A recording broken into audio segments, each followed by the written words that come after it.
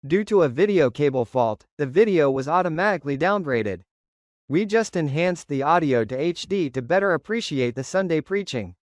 We hope that despite the video quality issues, the powerful message of the sermon still resonates with everyone. Thank you for your understanding as we work to improve the viewing experience for future services. Sa himpapawid ako'y napatingin. Mga alinlangan kaya'y may hangganan din. Meron kayang panghahawakan. Isang pangakong hindi tayo iiwan at hindi papabayaan. Papadpad man sa tirik ng araw, payapa ng hapon o kalaliman ng gabi. Isang yakap ang hindi lumisan sa aking tabi. Mahinahong bulong na nagsasabing kahit saan tumungo, anumang hanapin, kailan may hindi mawawala ang ating pag-asa.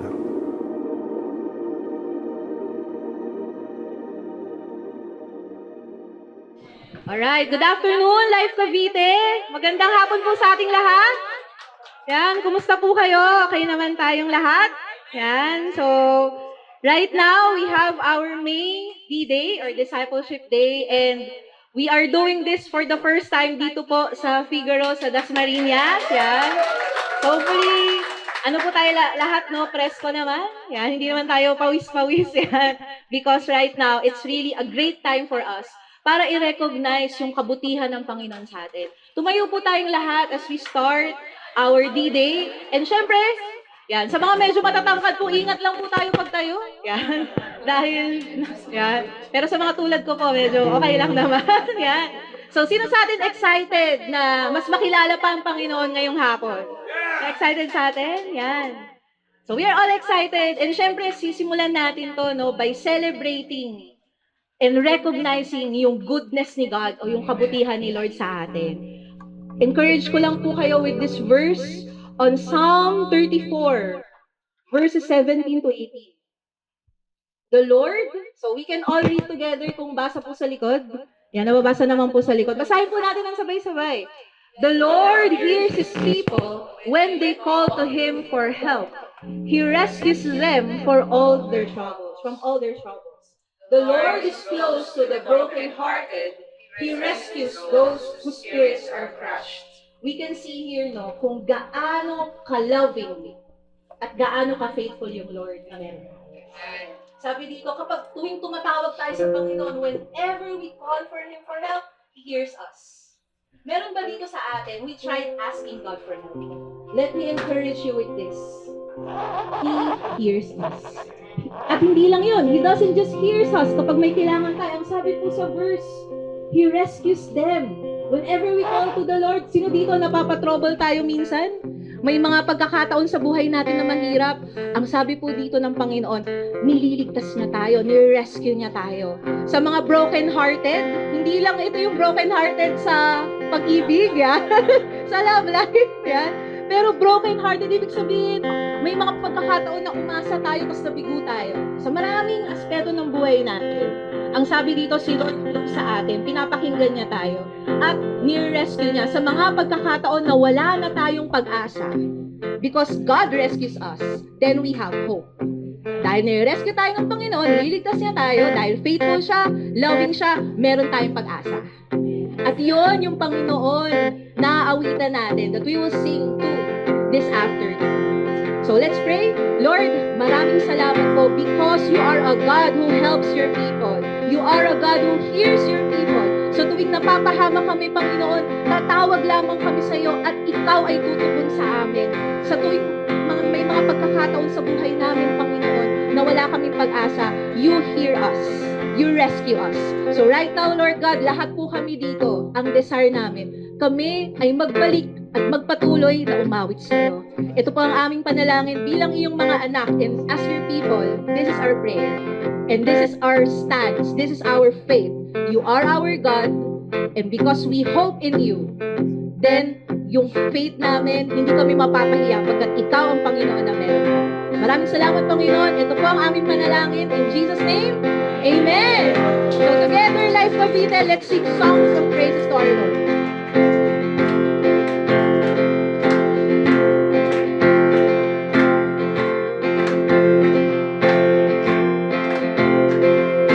Papurihan po natin ang ating Panginoon ngayong hapon. Sino po dito handa na kumanta sa ating Panginoon? Woo! Sama-sama tayo magbalik sa ating Panginoon. Thank you, Lord. We worship you, Lord. Sing. Yun ay aahon, nakalimutan ang nakaraan. Di na kahapon, isasang gabi na at kumakasan. Pagkat ang liwanag ng Panginoon, pagkat ang liwanag ng Panginoon, sing! Aawitin ang iyong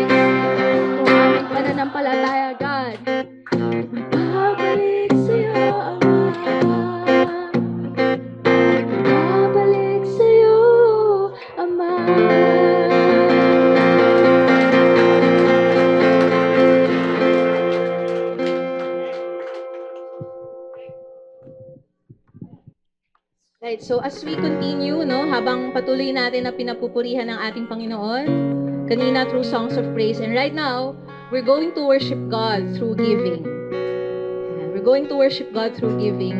Just want to share to you this verse on Psalm chapter 24, verse 1. Ang sabi po dito, the earth is the Lord's, and everything in it. The world and all its people belong to Him. Sabi nga, sa NLT version, New Living Translation version, it says here na lahat ng meron tayo, ito ay sa Lord. So, ibig sabihin, kahit na ang buhay natin, yung trabaho natin sa mga parents, sa mga working, yung allowances natin as students, yung mga kinikita natin sa business, lahat ng meron tayo ay kay Lord. And everything that we have belongs to God. Hindi lang yung material things, but even us. Dahil nasa earth tayo. Nasa earth pa naman po tayo. Wala naman pong napunta sa Mars, no? Lahat naman, nasa earth naman tayong lahat. So, ibig sabihin, lahat ng meron tayo ay kay God. And because we know na lahat tayo, everything belongs to God, nagkakaroon tayo ngayon ng hope. Nagkakaroon tayo ngayon ng faith and trust na, Lord, kapag ginigive namin sa'yo, whenever we return to your tithes and we give to your offering, then, Lord, we know na because you own everything, we can trust that you provide.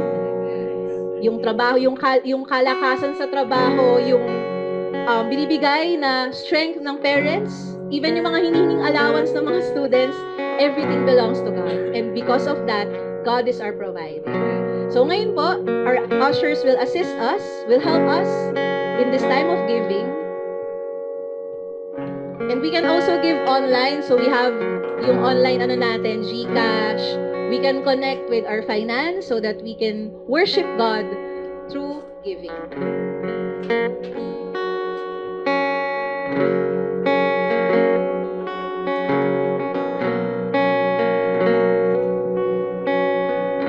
So okay lang po ba, Life Cavite, we extend our hands, no? Bilang act of faith natin na si Lord ang ating provider. Pray po tayo. Panginoon, maraming salamat. Pagkat sabi mo sa iyong salita, lahat ng nasa mundong ito, Lord, ay sa'yo. Kahit kami, Lord, ay sa'yo. Kaya, Lord, ang aming panalangin, no, ito, Lord, yung act of faith namin. Na tuwing nagbibigay kami, Lord, sa iyong gawain para sa'yo, ikaw ang magpo-provide sa amin. Lord, I pray sa lahat po ng working na nagtatrabaho ngayon. Pagpalain mo po, Lord, ang kailang trabaho. Sa mga, Lord, naghahanap ng trabaho, I pray, Lord, na mag-open ka po ng doors, ng mga pinto ng opportunity, para, Lord, sila ay pagyamanin mo. Pagkat sabi mo sa iyong salita, ikaw ang nagbibigay sa amin ng ability to produce wealth. Sa mga estudyante, Lord God, I pray that even in this season, matutunan nila, Lord, na i-worship ka through their allowances whenever they would give. And Lord, we also pray sa lahat ng business owners dito, small businessman or medium enterprise, we pray, Lord God, that as they do their business with integrity, na inaalay nila sa iyong business nila, then you will reward them, Panginoon. Lord, we thank you because you are our provider. Sa tuwing, Lord, magbibigay kami, hindi kami natatakot. Sa tuwing generous kami, Lord, we are not afraid, we are not worried. Because we know that you are our God, you are the owner of everything. At dahil ikaw ang Ama namin sa langit, then we are sure that you're going to provide for us. We thank you, Lord. This we pray in Jesus' name. Amen. Let's continue to worship God this afternoon. Alright. Just like that verse was saying, everything now we have belongs to Him. So right now, I invite you guys, if you want to raise your hands right now, and everything in Tagalog is salahat, right? Salahat. Salahat. Right now, God is here. He's breathing. He's present.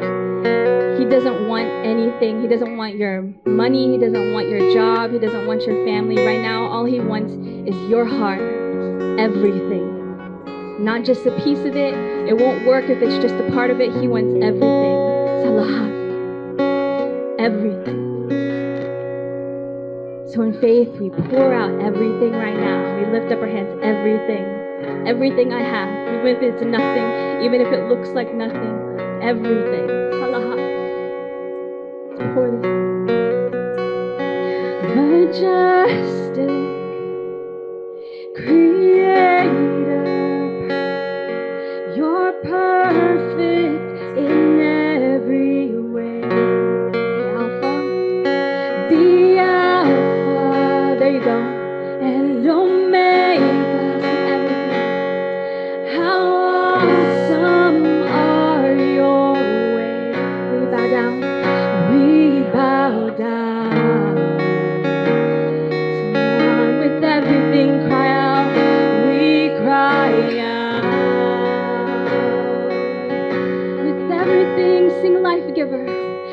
life giver,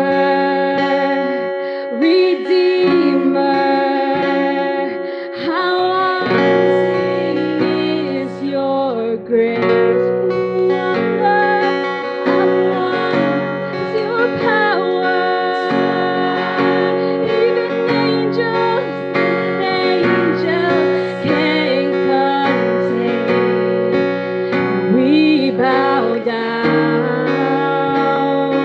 with everything. Cry out, we cry out. Come on, increase your faith. We enter in your gates. Come on, let every voice proclaim. Be enthroned in this place. You are worthy. All heaven shouts your name, Jesus. Come on, great is the King of Kings. You are holy. With everything, you're holy, God. Sing this. Majestic Creator, you're perfect in every way.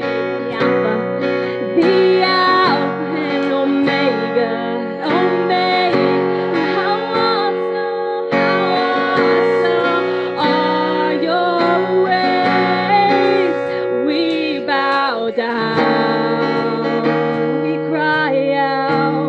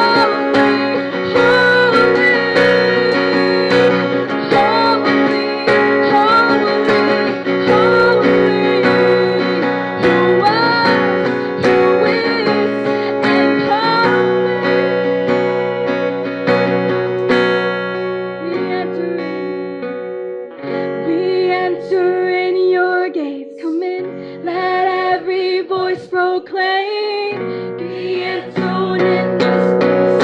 You are worthy. All heaven sings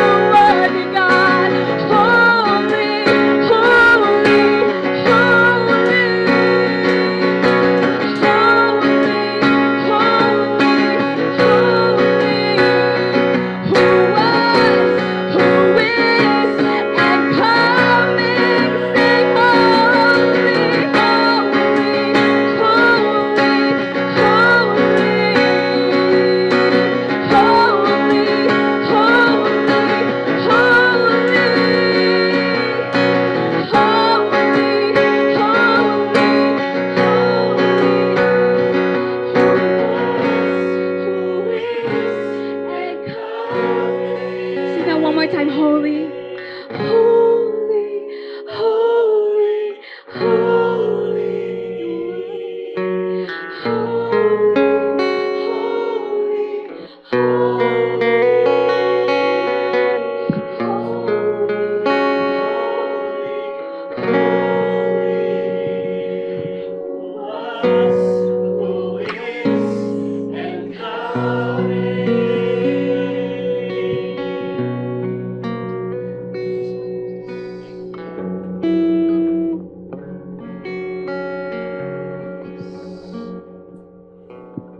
Life Cavite, today, this afternoon, we are going to have our communion. So, ginagawa natin tong communion, hindi lang dahil tradition siya, pero it is our way of being reminded ng sacrifice ng love ni Jesus sa atin. So, as our ushers are distributing our elements of communion, let me just exhort to you this verse.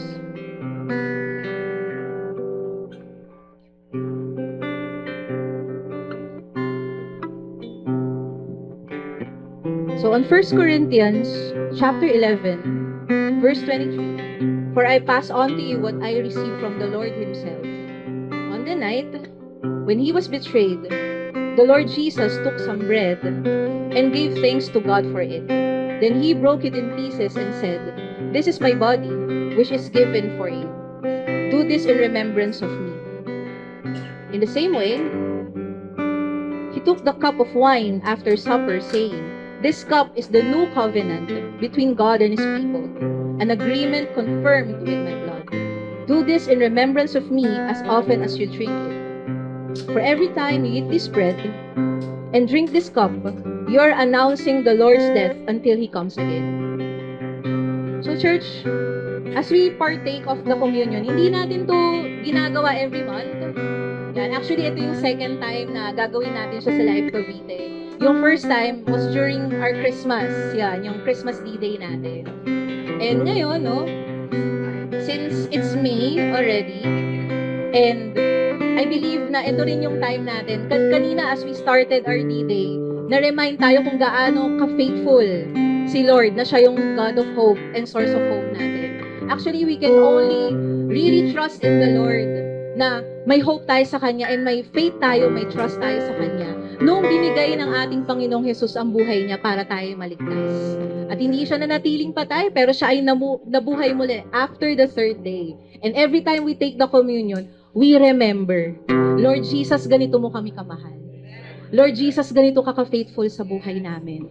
Kaya every time we take the communion, no, kung meron tayong mga alalahanin sa Panginoon, kung meron tayong mga prayer that we want to ask God for forgiveness, when we take the communion, no, ibig sabihin, as a community din, kaya siya communion, kasi community, bilang isang church, bilang isang family of God, we are taking the communion as our sign of faith, as our act of faith.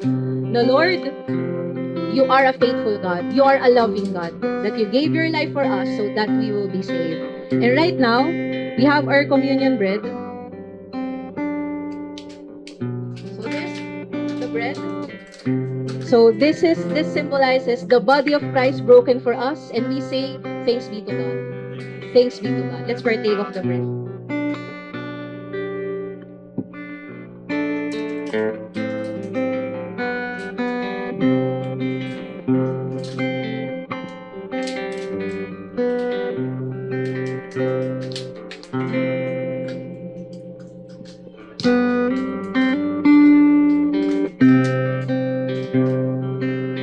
Right now, we have the cup that symbolizes the blood of Jesus.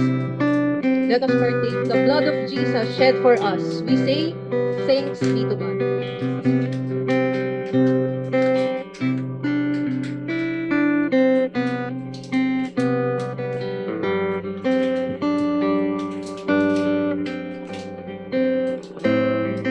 Let's pray, Lord.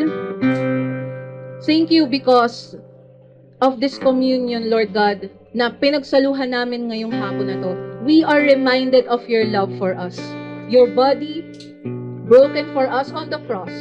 Your blood shed for us on the cross. And Lord, you said in your word that every time we partake of the communion, we are announcing, we are declaring yung goodness mo, yung greatness mo, Lord Jesus, yung love mo sa amin through your death and resurrection. And we are proclaiming, Lord God, as your people, that you are our God, and we are announcing your death on the cross, your rest and your resurrection as our faith and hope.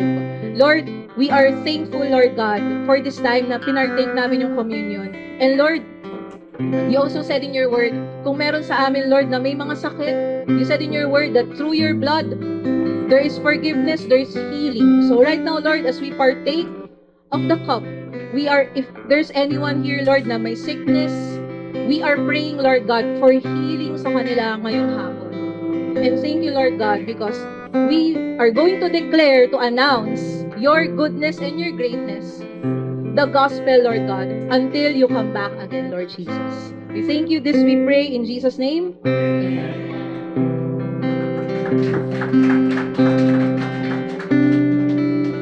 As we continue worshiping Jesus, our God, today, I was just reminded by in the book of Acts, wherein the disciples of Jesus, yung mga tao pong sumusunod sa Panginoon, ay nagka-gather in the upper room, just like this.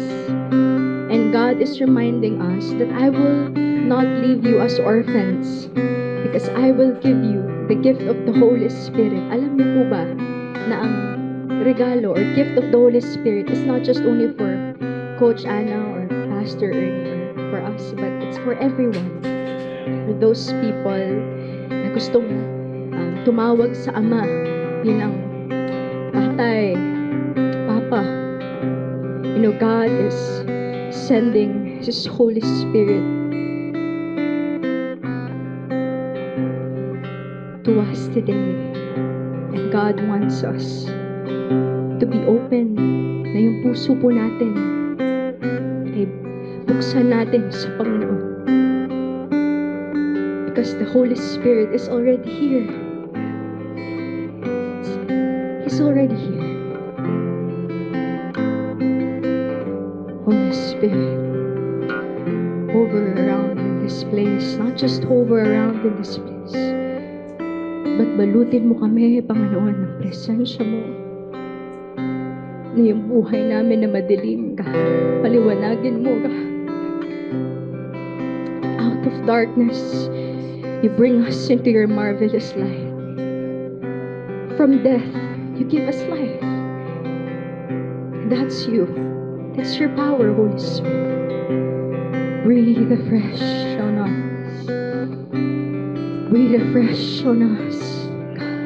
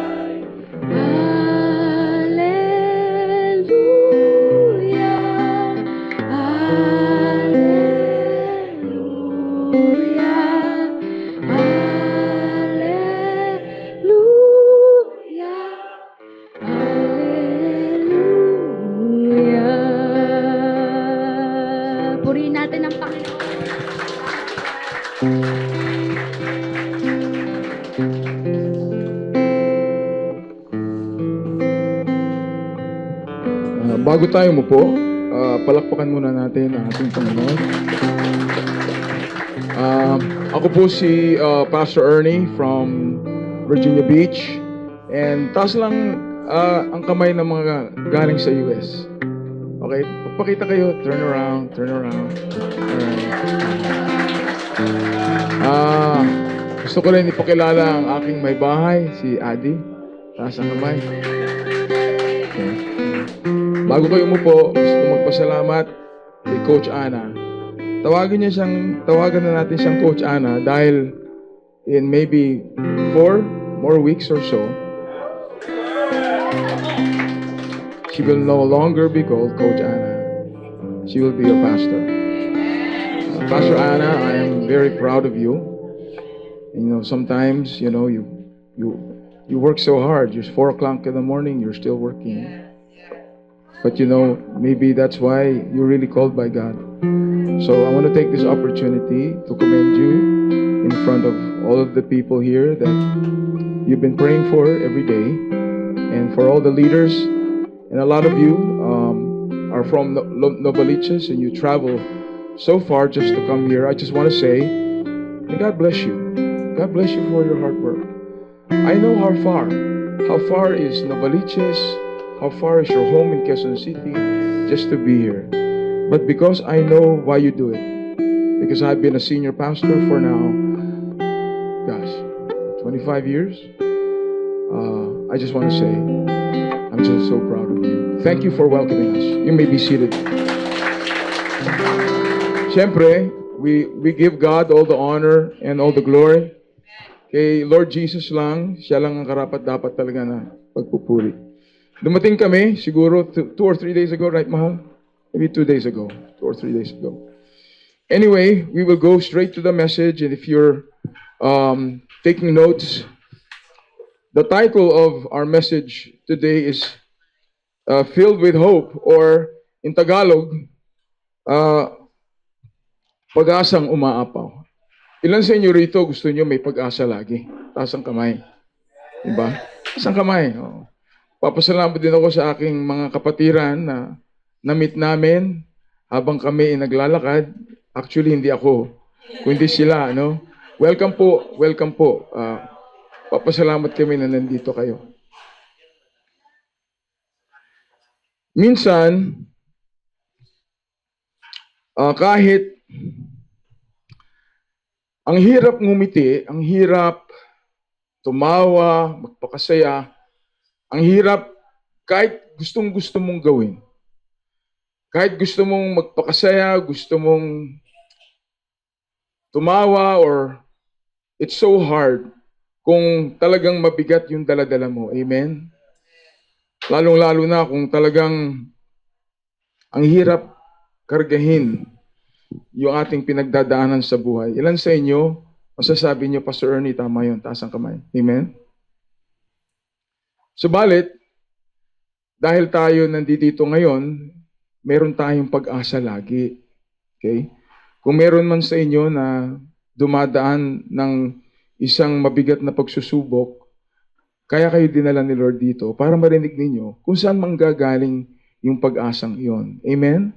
Okay lang magsabi ng amen.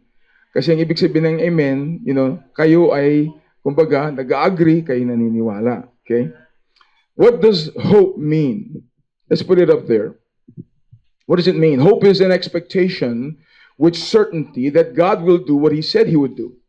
So which means is, for those of you who would understand me very clear, pag kayo nanalig, pag kayo talaga may expectation, tulad ng mga bata, mga anak ninyo, pag sinabi ninyong lalabas tayo mamaya, sila yan naniniwala. Hindi sila nagdududa. Hindi sila nagsasabi, hindi totoo yan. Pagkat hope is an expectation with certainty. Talagang sigurado kayo, tiyak kayo. Alam ninyo na pag sinabi ng Diyos, gagawin niya. Amen. Yan po ang ibig sabihin ng hope. Right? Pag may hope kayo, alam mong gagawin ni Lord. Basahin natin ang ating verse. We are in Romans chapter 15. We will start with verse 4. You can follow after me and read with your eyes. It says, for whatever was written in earlier times was written for our instruction. Kaya yung ating Biblia, sinulat na yan para sa atin yan. Yan ay isang pagtuturo o yan ay kaalaman na kailangan nating matutunan pagkat ito ay sinulat para sa atin. Amen? And it said it was written for our instruction so that through endurance, pag sinabing endurance, parang gusto mo nang tumigil, gusto mo nang mag-give up, gusto mo nang sabihin, ayoko na. Pero yung endurance na yan, nagsasabi, sige, huwag kang mag-give up, huwag kang mag-quit. And the encouragement of the scriptures, we might have hope. Say hope. And overflow with confidence in His promise. So, what this verse means, ang ibig sabihin nito, ang gusto ni Lord sa buhay natin, dahil magkakaroon tayo ng pagsusubok. Amen ba? Hindi mawawalan yon. Araw-araw may pagsusubok. Sana huwag. Dito nyo sasabihin, hindi nyo pwedeng sabihin sana all. Kasi pag may pagsusubok, ang siguro sabihin mo, sana ikaw na lang. Right? Ngayon, kung meron kayong encouragement, yun, pwede mo sabihin sana all. Why? Because we need encouragement. Right? Gusto natin ma-encourage tayo. And ilan sa inyo may mga tao sa buhay ninyo na nilagay ni Lord para kung dumaan man kayo ng pagsusubok, nandiyan siya. Amen.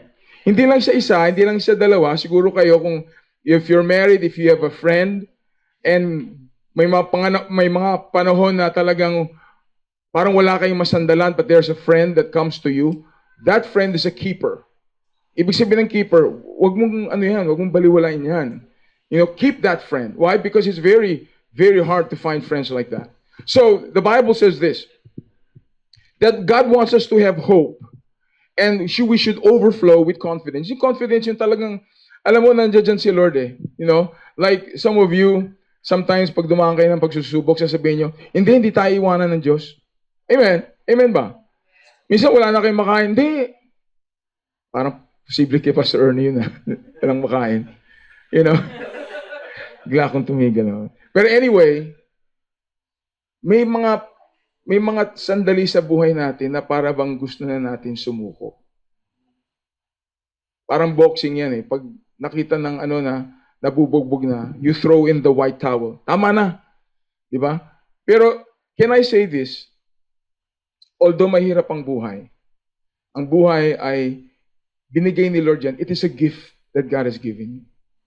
So, huwag kayong titigil kung may problema kayo. Kasi ang problema, lahat ng tao meron. Pastor Ernie, sa Amerika ba may problema? Ay, nako. Mas marami pa dito. Kasi ang problema, hindi nangangahulugan na may bahay, may pera, may kaya, walang problema. Minsan sila nga, pinakamaraming problema. Yung mga taong simple lang ang buhay, siyempre, simple rin ang problema. Di ba? Yung mga taong walang asawa, hindi masyadong namumblema. Pero bakit ganun? Biglang nung nag-asawa, medyo dumamang problema kasi ganun ho talaga ang may asawa. Tama ba, Gerald? Tama ba, Nestor? Oh, amen. Yan, pinapalo ka na ng asawa mo. Alright. So, ang ibig sabihin ng verse na ito, mga taga-Life Cavite, ang Biblia, ang salita ng Diyos, ay binigay sa atin para magkaroon tayo ng endurance. Ibig sabihin, hindi tayo titigil. Di ba? Hindi tayo magko-commit ng suicide tulad ng iba. Kumbaga, ayoko na. Hindi tayo ganun. Kapag mayroon tayong salita ng Diyos na magbibigay sa atin ng lakas at encouragement, right? Para sa ganun, pag dumating ang mga bagyo ng buhay, punong-puno kayo ng yung confidence na si Lord hindi tayo iwan. Amen ba? Amen. So let's move on to the next verse. Reading chapter, we're now in 5, right? 5. So may the God who gives endurance. So saan din nanggagaling? Saan nanggagaling yung endurance? Diba? Yung endurance. Yung endurance is, nakakita na kayo ng mga tumatakbo ng marathon. You know, ilang milya yon, ilang kilometers yon. Siguro nanggagaling yung endurance nila dahil sa kanilang training. Pero alam mo, ang pagtakbo o yung sports na yon, hindi pareho yan ng buhay.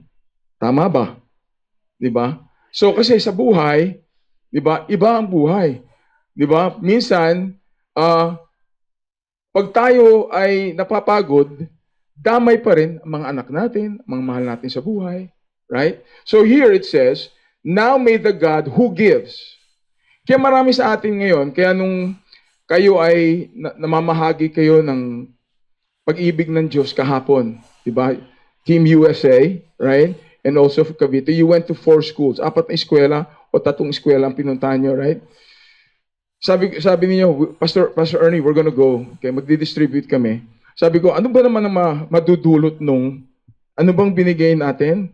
Konting juice, konting skyflakes ba? Ay, masarap ang skyflakes.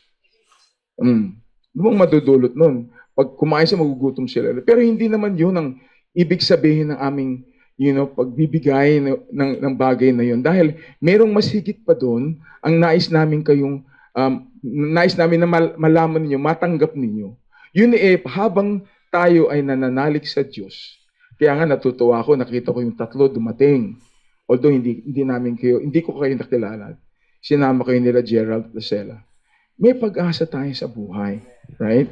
Nakalagay rito, God who gives and supplies encouragement, grant that you be of the same mind with one another according to Christ Jesus. Following verse, I think we're in verse 14. 13? All right. Okay. So ang Diyos natin, Diyos ng pag-asa. Right? Look at that. May the God of hope. Sa Diyos ng pag-asa. So habang tayo may Jesus, may pag-asa tayo. Diba? Kaya mga taong wala silang Jesus, pero meron silang reliyon. Kasi iba yung may reliyon, iba yung may Jesus. Pwede kang pumasok, labas-pasok, araw-araw sa isang simbahan, pero hindi ka magbago. Tama ba? Yes. Pero, mahalaga yung meron kang relationship kay God dahil siya ang nagbibigay ng hope. Siya nagbibigay sa atin ng sinasabi ko parang magulang natin yan. Huwag kang mawalan ng pag-asa kasi nandito ako sa iyo. Fill you with all joy, peace, in believing through the experience of your faith that by the power of Espiritu Santo para nagbibigay sa atin ng kapangyarihan na magtagal, right? That you will abound. Yung abound, umaapaw yan. Pag abounding, siksik-liglig umaapaw. Tama nga, Christy? And overflow, yan, umaapaw with confidence in His promises. Ilan sa inyo, okay? Ilan sa atin? Sino-sino mga bata pa rito, taas ng kamay? Huwag kang magtataas ng kamay, Gerald. Unahin natin yung mga bagets, mga medyo young at heart. Yan. Ilan sa inyo, wala pa kayong asawa, taas ang kamay? Oh, guys, look around. Na joke. Oh, yan. Oy, Paul, hindi na pwede, ha? Okay, baba mo na kamay mo. Okay. Okay. Lalo na yung mga people who are young, can I talk to you real quick? Because I'm only given 20 minutes. I love that girl, but I'm going to do my best. I want to talk to you young people today. There's going to be a time, Inglesin ko na para medyo, there's going to come a time that life will be so hard. You never thought it would. You never planned it. Di mo plinano. All of a sudden, sabi nga sa States, if it rains, it rains. Kumbaga, pag umulan, grabe, talagang bumabagyo. Darating yan sa buhay ninyo. I want you to remember this day. I want you to remember this moment. Because this moment is a time for you to reflect that in the future ahead of you, that there is a God that knows every single day in your life, every single month, every single year. He planned your life. He knows what storms, and He knows when. And there is no accident in God. There is a storm, and there is this shaking in your life, and it's not an accident because God is allowing that so that you can be stronger. Can I talk to you, young people? Do not give up on God because He will never give up on you. O sa mga tumatanda na, for those that are older, you've been there before. You know what it is to have storms in life. And this is the reason why God has placed you on this earth so that you may in some way mabahagi ninyo sa mga kabataan na pinagdaanan ninyo, hindi kayo iniwan ng Diyos. You see? So all of us will go through storms. Every single one of us. You know what hope does? Ang hope kasi, pag walang hope, parang kotse na yan na tawag yun? Tinanong yung kanina. Ayaw musog, tama ba yun? Hindi lang mag-start, ayaw mabante. Right. Kasi gusto niya tumigil na. Ang hirap sa buhay, minsan atras ka na, ayaw mo pang umabante, ayaw mo pa na umusad, diyan ka na lang. So, mayroong mga taong gano'n na dahil mabigat ang problema nila, they've given up on life and saying, ayoko na. Hindi na ako magtitiwala. Can I tell you this? The reason why mahirap umasa sa tao, hindi kayo maigi ha. Mahirap umasa kay Pastor Ernie. Mahirap tumingin sa tao. Sino man yan, mabait man yan, magaling man yan, huwag kayong titingin sa kanila. Huwag niyong ibibigay ang lahat at kumbaga, ilagay ninyo ang inyong pagtitiwala sa kanya dahil one day he will fail you. One day she will fail you. And when he or she fails you, pag nabigo ka, everything comes crashing down. But I'm telling you the truth. You can put 100% of your trust in a God that will never fail. God is a God that will even tell you, cast your cares, give it to me. Let me handle it. Give me your life. Akong bahala sa'yo because you can trust Him in that. So there are some of you here, I'm looking at you, I know you have been hurt by people.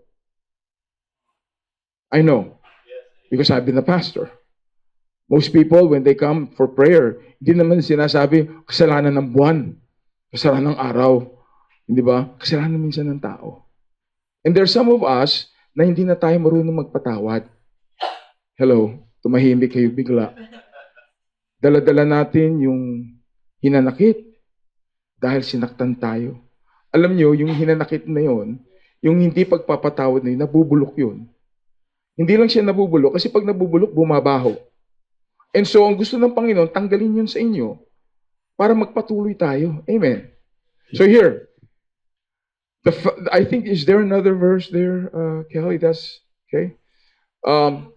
Hope is, we're not going to go there anymore. Hope is a powerful emotion that drives us forward. So hope drives us forward. Kung walang hope, we might stay put and not move. Pag may hope ka, at least umandar ka. Right? And that's what hope, because naniniwala ka na, sige, tuloy lang. Tuloy ang buhay. Kahit gaano kadami o kahit malakas ang bagyo, tuloy pa rin. Di ba? O di may payong, kung wala, hanginin, tuloy pa rin yan dahil hindi tayo pababayaan ng Diyos. Alam mo, may mga tao nga nasa hospital na, hindi pa rin nawawalan ng pag-asa. Because God is a God of miracles. Can hope change your life? The answer is yes. Where does hope come from? It comes from God alone. Your hope is not in the person beside you. Ang iyong pag-asa ay wala sa taong katabi mo, wala sa akin. Ang pag-asa lang natin ay sa Panginoon. So now I want you to stand because we're going to pray. Tayo tayo.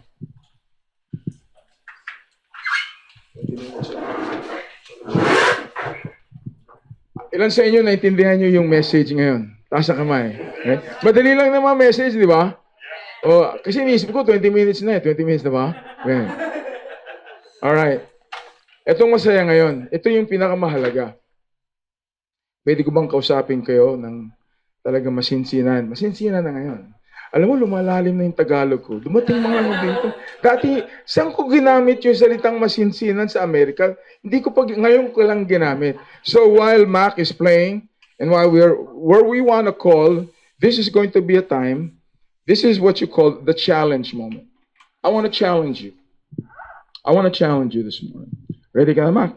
Tugtungan ng konti. Sige na. All right. Listen carefully to Pastor Ernie. I have 3 callings that I want to call. So listen carefully, because I'm going to pray for you. Of course, hindi ka pangyayari ni Pastor Ernie yan eh. It's the power of God. The power of God, with a combination of you willing to give up, produces change. Ulitin ko, yung Tagalog. Yung kapangyarihan ng Diyos, kasama na ang inyong willingness, yung inyong kagustuhan na baguhin niya kayo o na ibigay mo sa Kanya ang lahat-lahat, ang magiging result nun ay pagbabagong buhay. Amen. Alam mo, lahat tayo kailangan natin ng pagbabagong buhay. Amen. Kasi maraming bagay sa buhay natin na kailangan natin ibasura. Kailangan ibasura. Kailangan natin ibasura. Kasi yun din ang sisira sa buhay natin. Amen? Alright. So first, number 1, I want to call the people who are saying, Pastor Ernie, hirap ng buhay ko. Kasi taga-Amerika ka, hindi mo alam ang buhay namin dito. Can I tell you this? Pastor ako for 25 years. Yung mga pinapag-pray ko sa Amerika, hindi natin pwedeng sabihin mas grabe ang buhay ninyo dito.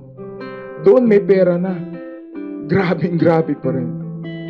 Hiwalay sa asawa, nagdodroga ang mga anak. Ano pang higit doon? Kaya wag ninyo masyadong i-magnify. Pag sinabing magnify, nakakita kayo ng magnifying glass, wag natin palakihin yung problema natin. Ang dapat natin palakihin, ang kapangyarihan ni God. Amen? Pangkapangyarihan ng Diyos.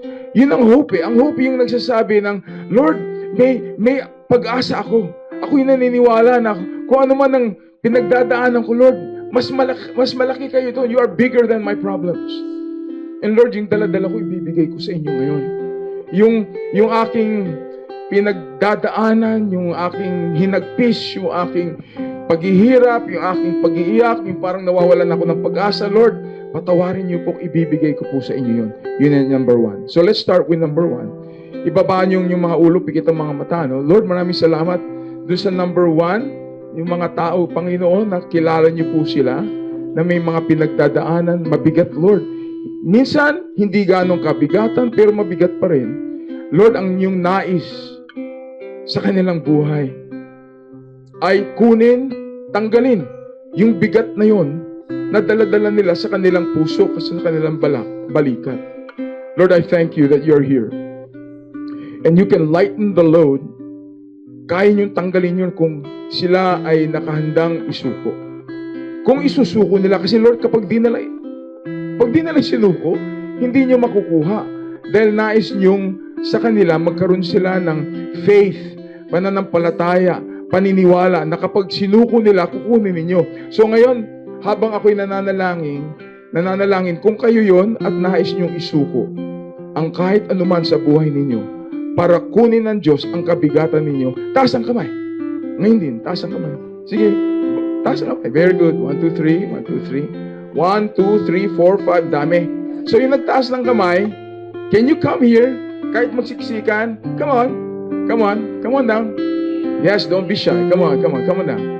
Come here. Here. If you raise your hand, that's why here. Come on. Don't be shy. For those of you in the US team, why don't you bring them forward? Yes. Thank you, ate. Okay. Thank you. Good job, ate. Good job. Come on. It's okay. It's just a prayer. Don't. Mga Pilipino mahihayin. Dito kayo. Don't be shy. Amen. Good job. Alright. Dito. Sige, huwag kayo magsiksikan dyan. Nandito kayo, oo. Dito. Yan. Very good. Number 1 pa lang naman yan. Magtatawag pa ako. Okay. Alright, number 2. Second calling. First of all, I'm grateful. High five naman. Hindi mo kayo mag-high five? Kaya high five eh. High fives. Uy, fist pump ka ha? Alam mo, our God is a great God. He's a cool God. He's a good God. Para siyang daddy, ang ating Diyos. Hindi siya yung kaluma na, ang ating Panginoon knows, especially the young people here. Sometimes you think that God is para siyang, hindi siya cool. No, God is a cool God. He's a great God. Second calling, I want to call those people who are saying, Pastor Ernie, wala naman akong pinagdadaanan. okay naman ako. Pero alam ko, na darating ang panahon na yung dadaan din ako dyan. So gusto ko, ready ako. Kasi mahirap yung, di ba minsan ganda ng panahon. Sabi, ganda ng panahon. Labas ka. Nung lumabas ka na, nag-enjoy ka na, biglang bumagyo. Naulanan ka. Minsan ganyan ang buhay. I want to pray for you that you will be ready during the time when the storm comes. Why? Because when I pray for you, I'm going to ask God to give you a warning sign. To tell you, look, uulan, darating itong pagsusubok sa buhay mo. Magkapote ka na. Magdala ka na ng umbrella. Kasi medyo mabigat ito. So if that's you, would you raise your hand? That you can be ready? Would you come? Come to the front. Okay, come here. Come on behind me. Come behind me. See? Hindi na kayo nag-iisa. Sabi kasi nung number 1, sige na, samahan nyo na kami rito. Automatic ka na. Okay.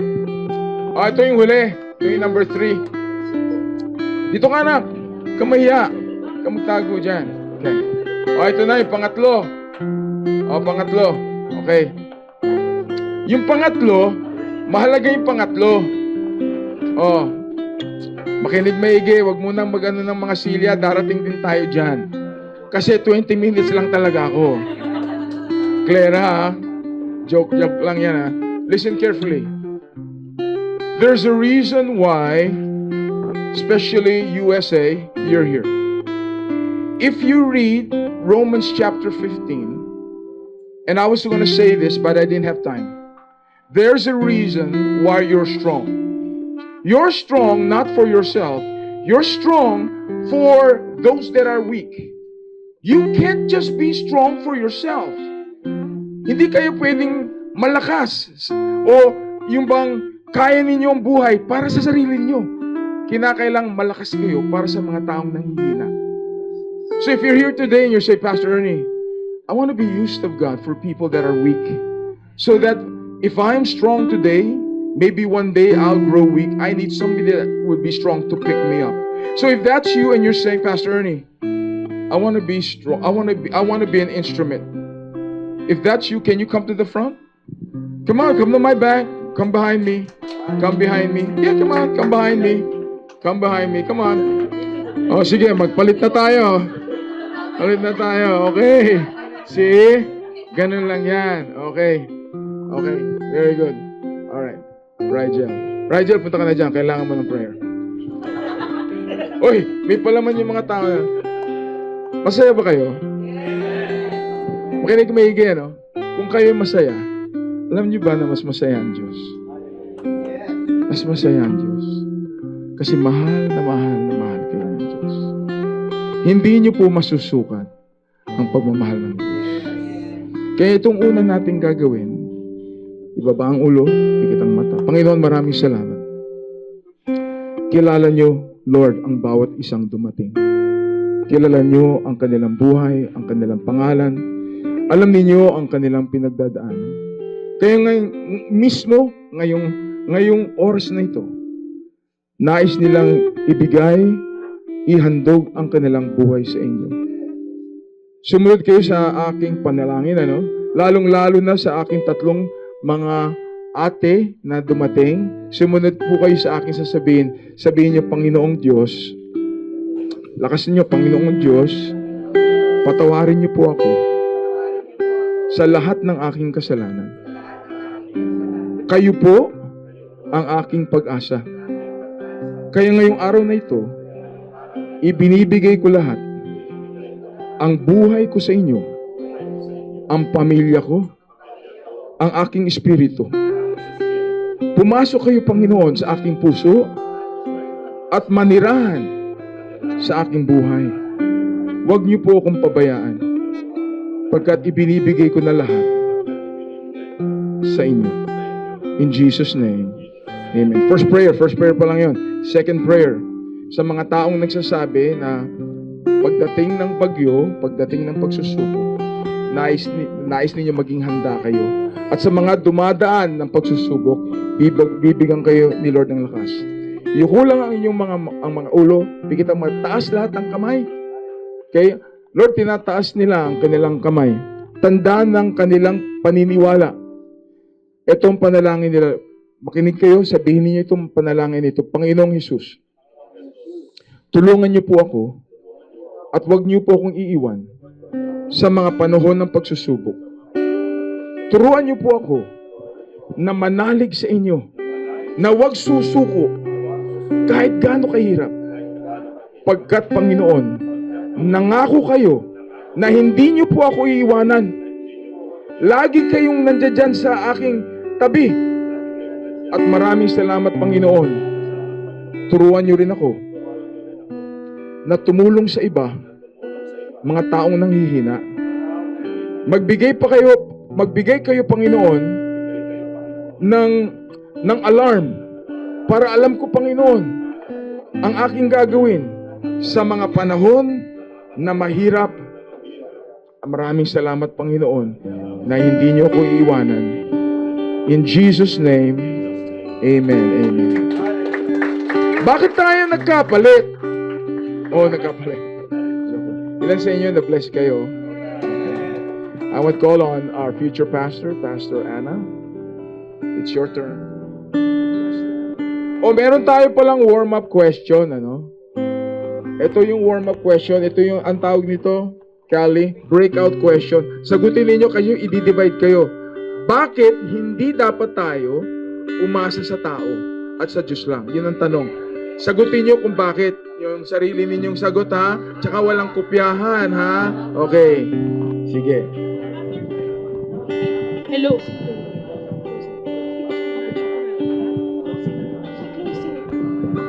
Ay, wait lang po. Stay po muna tayo lahat dito, Pastor Eric. Closing prayer na tayo. Para na po, diretso na rin po tayo sa ating pictorial. Hindi tayo pabalik-balik. So, Pastor, lahat po tayo, forward po tayo. Magbaliktad po na tayo today.